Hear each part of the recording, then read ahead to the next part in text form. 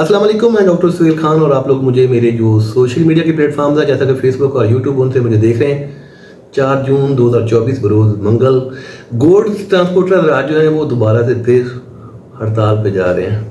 वजह क्या बनी? छोटी सी कुंडी, छोटा सा मसला जिसको सिर्फ समझने की ज़रूरत है और उसके बाद उसको सुलझाने की ज़रूरत है। छोटी सी वीडियो देखें, उसके बाद हम लोग इसी टॉपिक के ऊपर दोबारा बात करते हैं। अस्सलाम वालेकुम जी।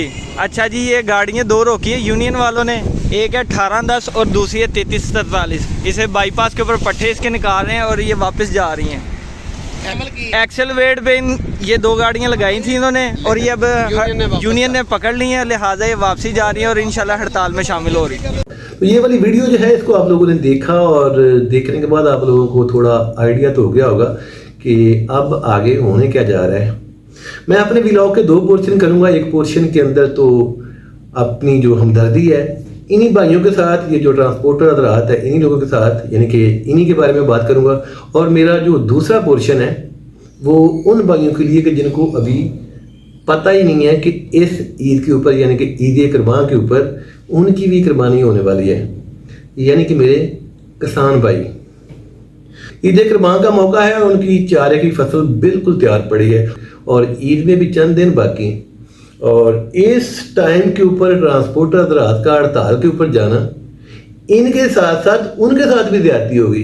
तो अब ये जो ट्रांसपोर्टर हज़रात है इनकी प्रॉब्लम आखिर है क्या? तो 15 जून 2023 को एक कानून नाफद होता है ट्रांसपोर्ट इंडस्ट्री के ऊपर, जिसका नाम था एक्सल लोड रजीम।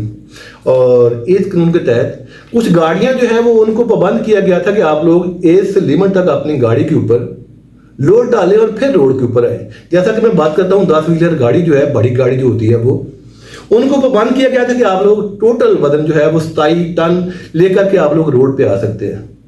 27 टन का मतलब ये कि गाड़ी समेत जो आपका जो वजन है वो 27 टन होना चाहिए, जबकि जो गाड़ी 10 व्हीलर होती है उसका अपना वजन जो है वो तकरीबन 13 टन होता है और बाकी जो मार्जिन होता है वो तकरीबन 15.5 होता है। और सोचिए जरा कि एक इतनी बड़ी गाड़ी जो कि 30 से 35 टन वजन जो है वो उठा के लंबा सफर कर सकती है, तो फिर जब उसके ऊपर 12 टन 15 टन वजन डाल के उसको रोड पे निकालेंगे तो कौन सा मालिक, कौन सा व्यापारी जो अपनी थोड़ी चीज़ यानी कि हल्के वजन को शिफ्ट करने के लिए इन बड़ी गाड़ियों को प्रेफर करेगा?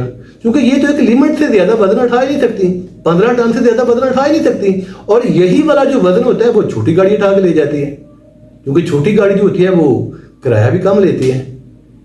जब एक छोटी गाड़ी उस मिल मालिक को, जो ताजर को कम किराए पे मिलती है, तो वो फिर छोटी गाड़ी को ज़्यादा प्रेफर करता है। और इस समझ से हो ये रहा है कि छोटी गाड़ी जो है वो बिजी है और ये जो बड़ी गाड़ियाँ होती हैं ये बेचारी बंद पड़ी हुई हैं, अमला जो है वो बेरोजगार पड़ा हुआ है। यही ज्यादती है।